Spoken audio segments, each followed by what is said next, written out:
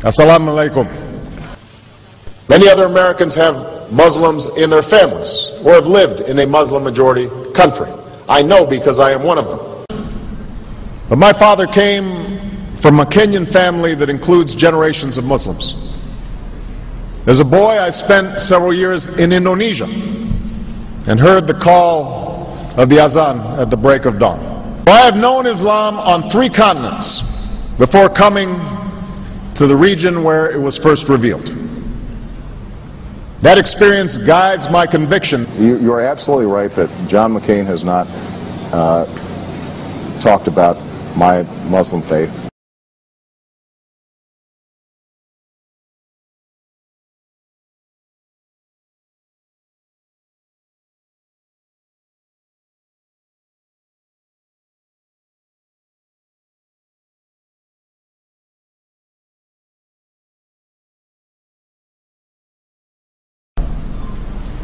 As the Holy Quran tells us, the Holy Quran teaches that, the Holy Quran tells us, and the Holy Quran also says,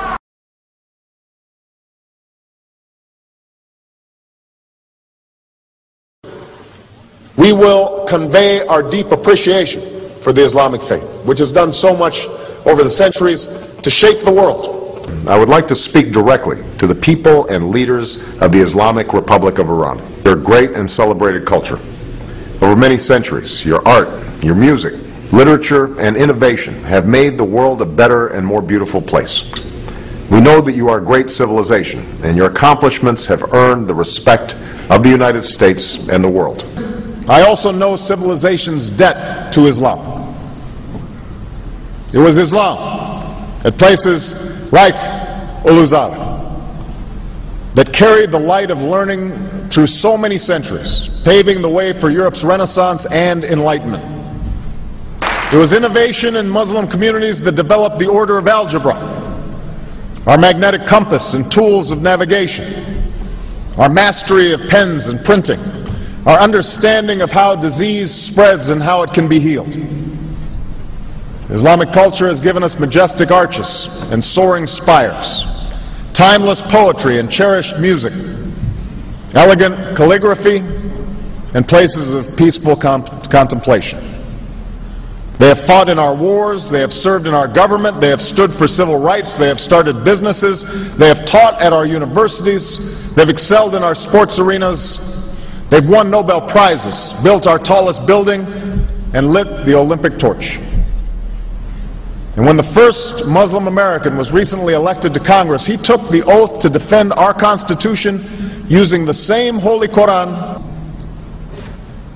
In ancient times and in our times, Muslim communities have been at the forefront of innovation and education.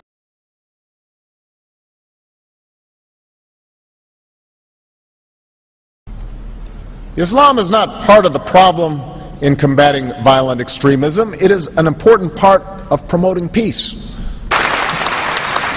The enduring faith of over 1 billion people is so much bigger than the narrow hatred of a few. In the United States, rules on charitable giving have made it harder for Muslims to fulfill their religious obligation. That's why I'm committed to working with American Muslims to ensure that they can fulfill zakat. It is important for Western countries to avoid impeding Muslim citizens from practicing religion as they see fit. And I consider it part of my responsibility as President of the United States to fight against negative stereotypes of Islam wherever they appear.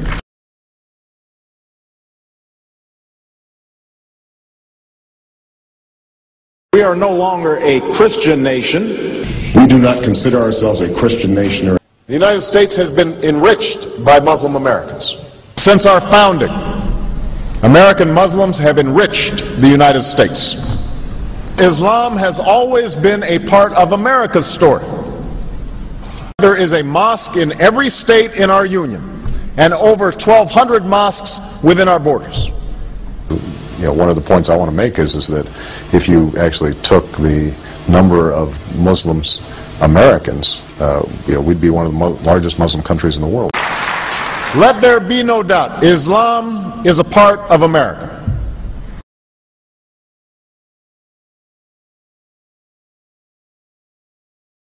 he did bow to the Muslim king, while he did not do it to the British Queen of England. And by bowing, he showed the world that I am subservient. I do bow down to you as a Muslim king, something no other president has done with Saudi Arabia. The Saudi king is his peer. He is not his subordinate in order to bow for him, and this is exactly what Obama did.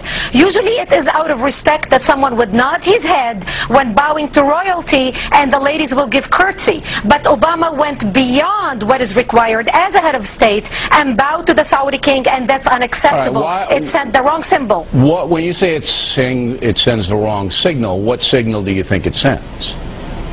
It sent a message that Islam is superior to any other master or king or president in the world, that an American president bowed to a Muslim king. It also sent a message that terrorism and jihadism is giving Islam the respect it should have on the world stage, to the point that it made an American president, for the first time in history, bow to a Muslim king.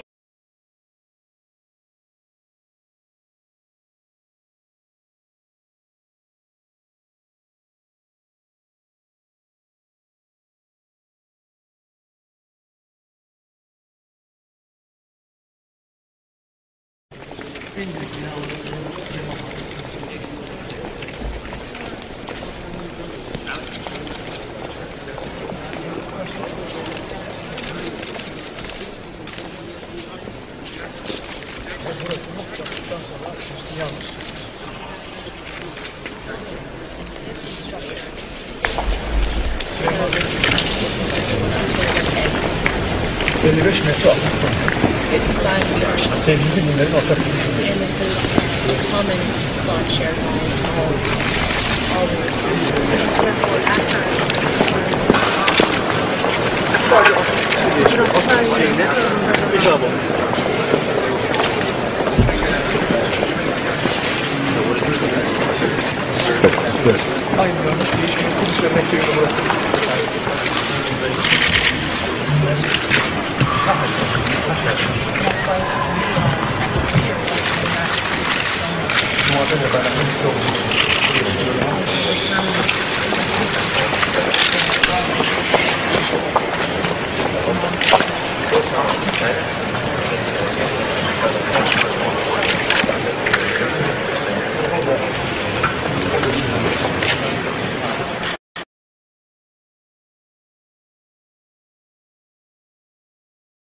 Presidential candidate Barack Obama is trying to change political fashion. He gave a speech in Iowa City today, and he wasn't wearing an American flag pin. Those pins have become synonymous with politicians since 9/11. Obama says he doesn't like how the pin has come to represent patriotism in America. I won't wear that pin on my chest. It's a little weird, Alan, that in the middle of the campaign, the guy takes off the American flag that most people wear because they're proud of their country. Let me speak as clearly and as plainly as I can. America is not and never will be at war with Islam.